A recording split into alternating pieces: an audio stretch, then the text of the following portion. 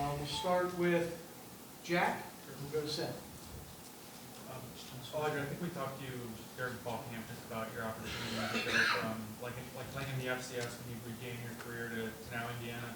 Now that you guys are approaching the college football playoff, just I guess, how much is that, made your journey kind of special to the point where you're now competing for national championship? Yeah, honestly, I haven't thought about it much, but you saying that it is pretty special to be here right now. I came from school with less than 5,000 kids to playing in the college football playoffs, so can't do nothing but thank God for where I'm at here right now, honestly.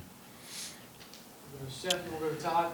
Elijah, what do you feel like has made this season so successful for you individually and for the offense as a whole? Just putting in the work every single day, off-season workouts. When we go home by ourselves, me working out, taking care of my body, just all of that. Putting a lot into this stuff every single day, clocking in and out. That's what I can attribute it to. Todd Cromer on your left, and then Mike. Elijah, the Notre Dame secondary is pretty stout. What are your impressions of them on film, and what do you feel like is your own key in terms of what approach you need to take to be successful? Yeah, they're great defense from D-line all the way to the back end. Coached well. They're ranked for a reason. They're in this college football playoffs for a reason. They run a lot of man, so keys for us are just winning our one-on-ones when we get the chance, and whenever we quarterback those is the ball, just going up and making a play and going from there. Second on your left to Mike, and then Zach. Yeah, Elijah, I'm not sure how much good I've got you to do kind of during the fall when the season starts, but when I get to D'Angelo Pons, what do you notice about him that maybe separates him from other players you've gone against? Just your impressions of kind of his skill set and talent level. Yeah, I tell people this to this day. I still personally think he's the best corner I've went against since I've stepped foot in college. No disrespect to anyone else, but that's just how good of a player D'Lo is. He's twitchy, he knows the game, and I could see him playing on Sundays in a couple of years for sure. Staying in love with Zach, and then go to Ravi.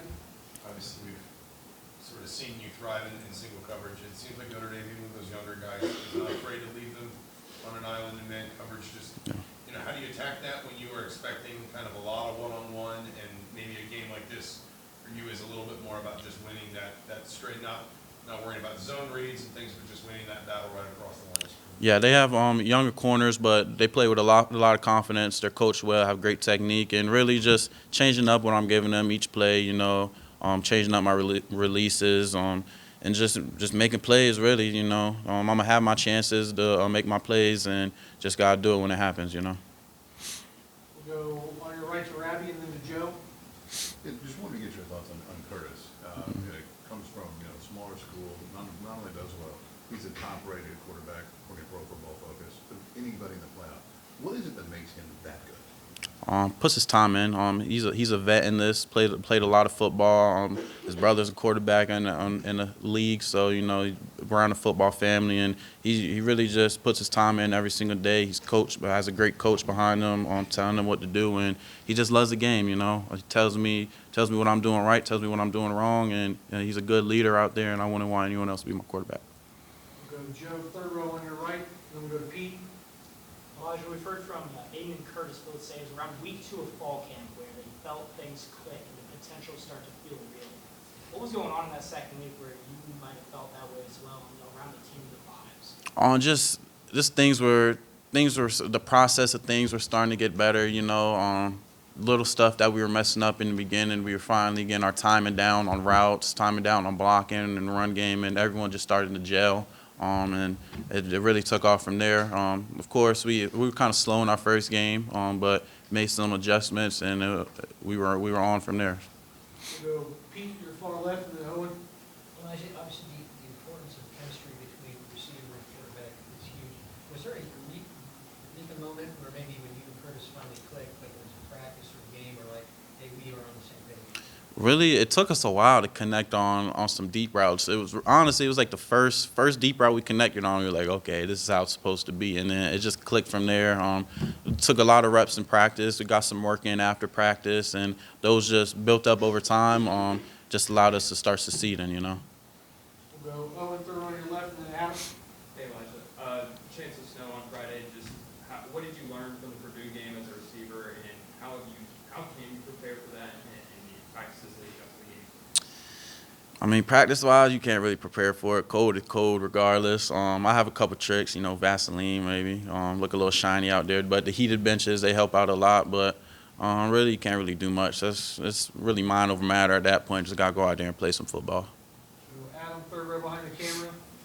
It has been decades since Indiana and Notre Dame have played one another, whether it's in the building or out in the campus and in the community.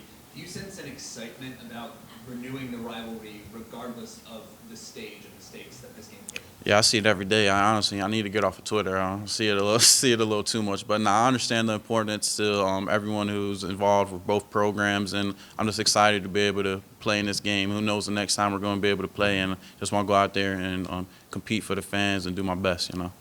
So Will, second row on your right, and then we'll go to Jim. Elijah, we spoke to Miles Price last week, and he said he had a vision for Indiana being this far back in January. Does the receiver room seem to share that vision, or even just the team? Yeah, definitely the receiver-wise and team. I personally, I had like 2024 goals, football goals, and that was one of my goals. It's like hanging up kind of on my locker, so I see it damn near every single day. Sorry, excuse my language, sorry, but yeah, it was a goal that we set.